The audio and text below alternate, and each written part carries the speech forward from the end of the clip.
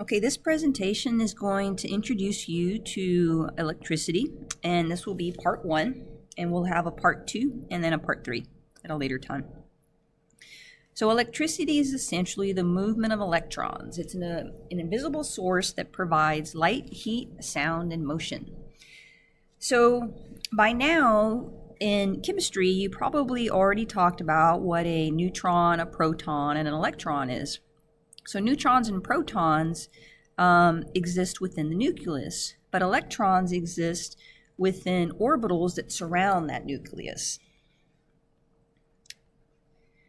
So when we talk about electricity, electricity is essentially created as electrons collide and transfer from one atom to another atom.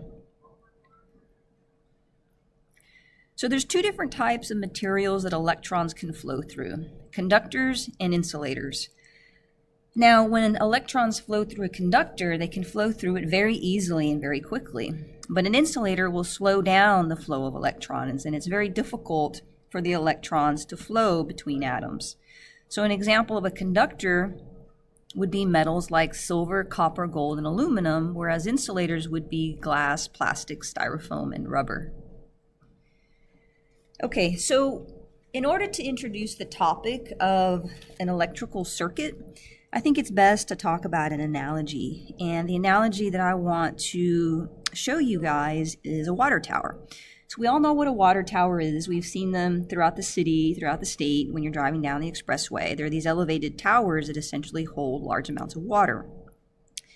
And we don't use these water towers on a day-to-day basis. They're essentially there for emergency reasons, in case something happens to the pumping station. So the way that we get water into our homes is through a pumping station, right? So if you look at this diagram that I have here on the bottom left-hand corner, you can see that water will typically flow through a pumping station, and the water will flow into our homes directly from the pumping station. Typically, in this example here, it's actually flowing into the water tower and then the water tower to the homes, but that's besides the point. The point I'm trying to make here is that in case something happens to the pumping station, right? So if the pumping station goes offline, then we can still get water into our homes from the water tower itself. And the reason is because by elevating the water to a certain height off the ground, we've created something called potential energy. And you've probably heard the term before, but it's essentially stored energy. And you can think of a battery or a power source exactly as a water tower, right? So it's stored energy that can be used. And when we talk about a power source, we talk about it in terms of voltage, right? And voltage is measured in a unit called volts, or the abbreviation for voltage is going to be V, right?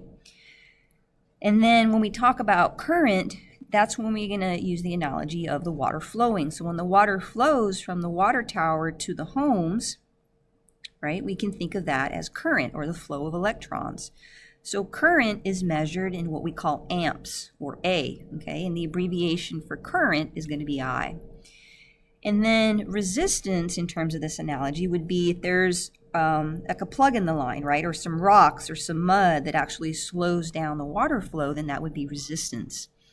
And resistance in a circuit can be thought of in the same way. So this is what slows down the flow of electrons. And resistance is measured in what we call ohms, or this unit omega. And resistance is abbreviated by the unit R, the letter R.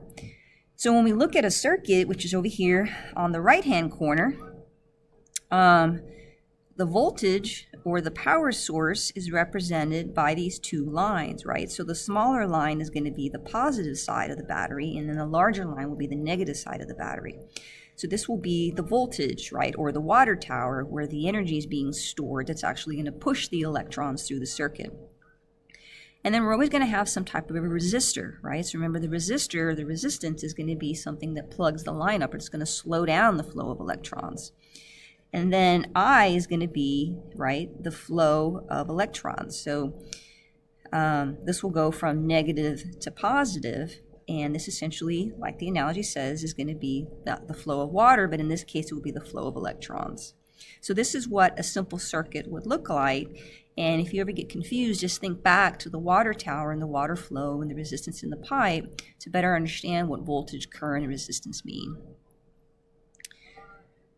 Okay, so current in a circuit. So current can only flow through a circuit when it's a closed circuit, right? So in this particular example, we have a switch. And when the switch is off, we've opened the circuit and current can't flow through, which essentially means that the voltage, the stored energy in this battery cannot reach this light bulb. But when we turn the switch on, then the current can flow and we can generate electricity. Okay, so this slide here basically describes what I just mentioned. To think of the battery like a tank, right? A tank of water. And that's where your potential energy is going to be stored. And then the current is going to be the flow of the water. So when you open the faucet switch, the electrons are going to flow or the water is going to flow. But when you close the faucet switch, then the current cannot flow anymore, right? So when you close the switch on the circuit, then the electrons cannot flow anymore.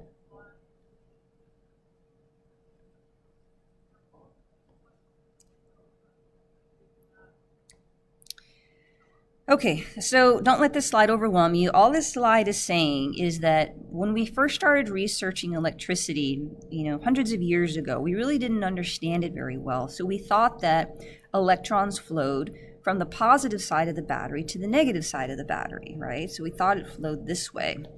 And this is what we call conventional current.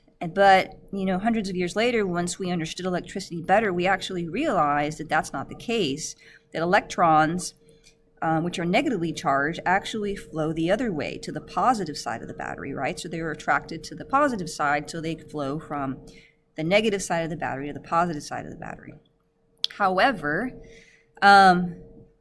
we still look at electron flow as conventional current. So when we talk about current in this course, or pretty much anywhere that you read about circuitry, then you're going to realize that current is always going to be represented flowing from the positive side to the negative side. But it's important to understand that that's actually not the way that electrons flow. Electrons will actually flow in the opposite direction, okay? But for this course, we will always use conventional current. Okay, so the voltage analogy, back to the water tower. In the case of voltage, when you think about water sitting in a water tower, it doesn't matter if the switch is open or closed. That potential energy still exists within that water tower, right? So if I close this switch, there's still pressure pushing up against that switch. That potential energy still exists, so I will still have a voltage. And the same is true for a circuit. If you break a circuit or if you turn the switch off, you may not have current, but you still have voltage across that battery.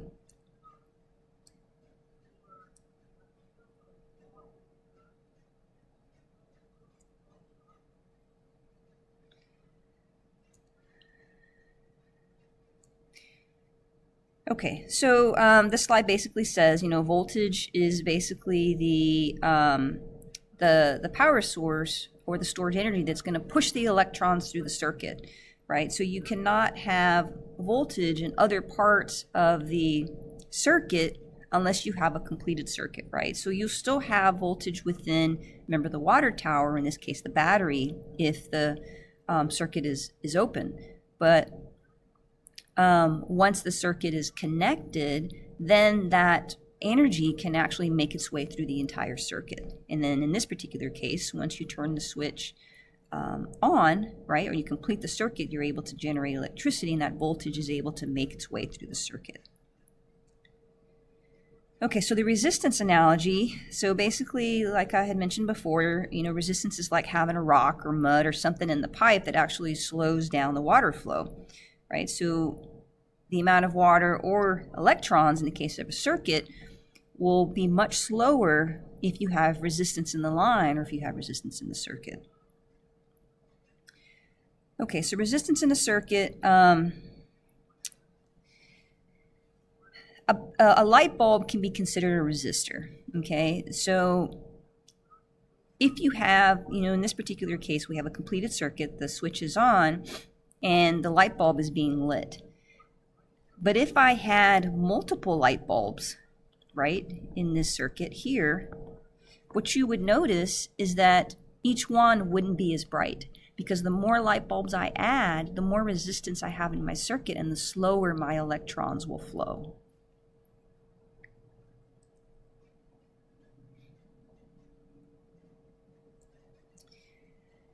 Okay, the next thing we need to talk about is something called a multimeter. So you may have heard of devices called a voltmeter or an amp meter, but in this class we're going to use something called a multimeter, and a multimeter is able to measure voltage, current, and resistance. So this is a picture of the multimeter that we're going to use in this class, and there's a few different things that you need to understand before you can actually use a multimeter. We'll do an exercise at the end of this video that will show you, give you some practice in actually using the multimeter. So the multimeter essentially has three different parts. It has a display, right? So here's the display, a selection knob, and then it has ports. Okay, and these ports are where you're actually going to plug the test probes into. So there's two different kinds of probes. There's our test probes, and then there's also going to be alligator clips, and you'll see examples of those shortly. The next thing you need to understand is measuring voltage. Okay, so you can measure voltage in what we call alternating current, AC, or direct current. We will not use AC in this class, and at no time should you turn the multimeter to alternating current. We will only be using direct current. Okay, and direct current is going to be represented by this solid line on top with the dashes underneath, right? So this is right here voltage direct current, and this is voltage direct current, and then current in direct current. So voltage can be measured in millivolts or in volts. So if you look down here at the knob, you can see we have numbers of the voltage. We have 2, 20, 200, 600 volts, but then we also have this M, so that's millivolts, and this is going to be megavolts. So when you're using a multimeter, you should always start off at the smallest possible value, and then you start to work your way up. Now, you can also measure current. In current, we're going to be using direct current, so this would be this side of the knob here. And you can see you have, you can measure in just regular amps. You can also do milliamps, and then we can also do what we call microamps. Okay, and if you have some, if you need some reminder as far as what the different prefixes mean, I have a table off here to the right. So milli is basically 10 to the negative 3, and kilo is 10 to the 3rd, mega is 10 to the 6th, and let's see, micro is 10 to the negative 6, right? So let's say we measure 2 milliamps, right? So if we turn this knob to the 2 milliamp and our value on our screen pops up at 2, that means we're going to have 2 milliamps. So if I want to convert that into regular amps, I would simply multiply 2 times, look at milli, and milli is 10 to the negative 3, minus 10 to the negative 3 would give me amps, right? So that would be, let's see, 0.002 amps. Okay. And then you can also measure resistance. So resistance is going to be on this side of the knob. And again, you'll get some practice looking at this, so it won't be so confusing. But you can measure amps in mega, in kilo, and then also in just in regular. So.